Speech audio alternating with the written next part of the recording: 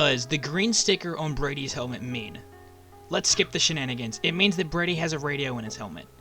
Now, it is not just Tom Brady that gets this radio. Radios can be used by any team in the NFL.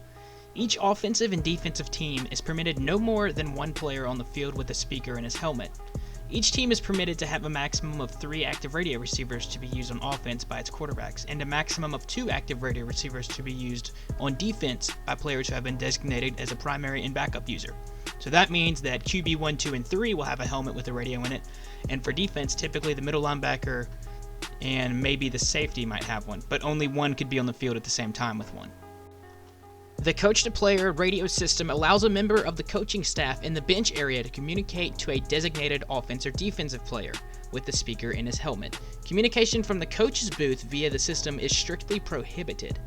The communication begins once a game official has signaled a down to be over and is cut off when the play clock reaches 15 seconds or the ball is snapped, whichever occurs first. I bet you have a question, probably because of this commercial. When the game's on the line. Okay, this is for the game. The NFL trusts Duracell Quantum to power their game day communication. Abort, he's keeping it.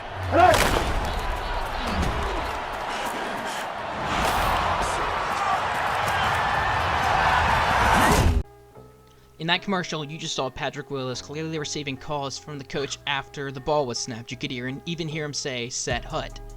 Yeah, this is not a realistic commercial. The transmission is supposed to be manually cut off by the NFL officials before the snap so that this scenario will never happen.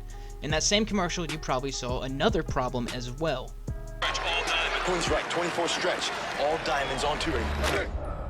When the game's on the line. Hit him with a hard count. See if they'll tip their hand. The NFL trusts Duracell Quantum to power their game day communication.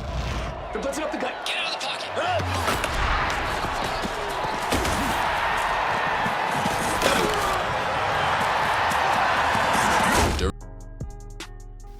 Russell Wilson was clearly communicating with the press box instead of the sideline of where his coaches are.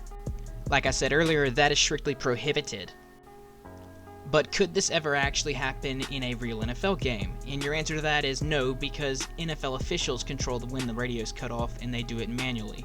The coaches don't control that. I hope you enjoyed the video. If you did, then feel free to tune into a new video next Thursday at 9 p.m. To be sure you don't miss out on any future videos, hit that subscribe button and turn on notifications to be notified of my next upload. Thanks for watching. Until next time, feel free to watch any of my previous videos.